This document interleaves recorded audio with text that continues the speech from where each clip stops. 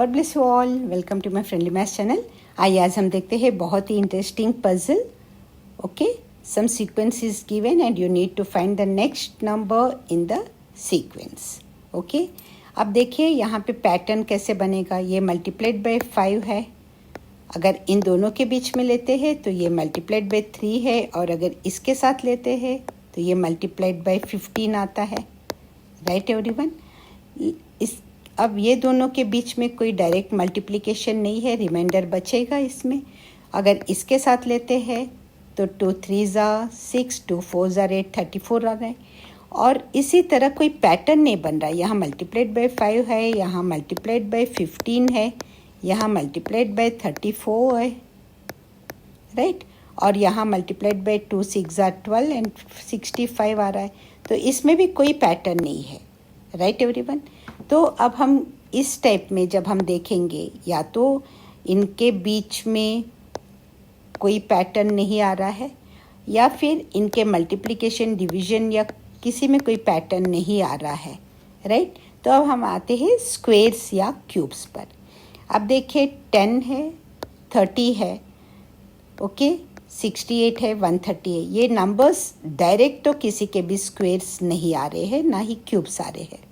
Right everyone. अब देखते हैं यहाँ पे 2 है, तो 2 तो किसी का स्क्वायर हो ही नहीं सकता।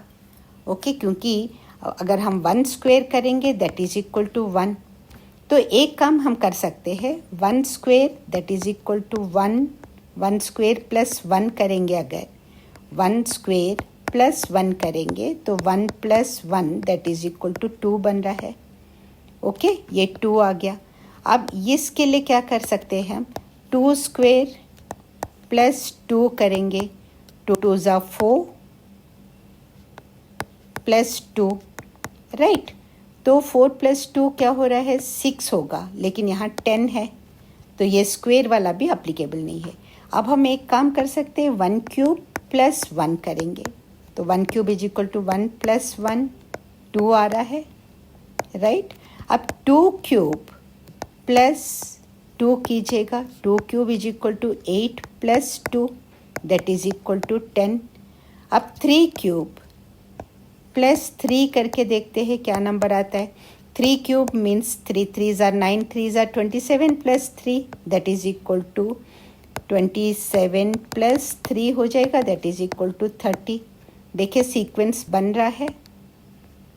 अब 4 क्यूब प्लस 4 करके देखते हैं। 4 cube is equal to 64, 4 4 16, 16 4 64 plus 4 that is equal to 68। Yes, ये सीक्वेंस हमें मिल रहा है। तो हमारे पास सीक्वेंस क्या आ गया, इसका सॉल्यूशन हम देखें अगर, तो सॉल्यूशन ये फॉर्मूला ये अप्लाई हो रहा है, n क्यूब प्लस n हो रहा है, right. That is equal to 1 cube plus 1 that is equal to 2, 2 cube plus 2 that is equal to 2 cube, 8 plus 2 that is equal to 10, and then 3 cube plus 3, n cube plus n है ना, तो यहाँ जिसका cube लिया उसी number से हम, so 27 plus 3 that is equal to 30, then 4 cube plus 4 cube is equal to 64 plus 4 that is equal to 68.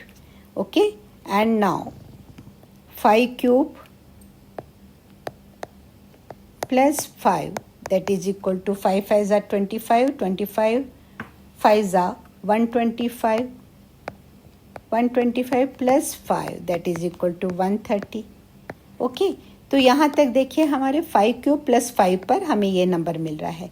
तो ये हम देखते हैं 6 cube plus 6, 6 cube plus 6, 6 cube 6 6 are 36 and 36 6 are 216।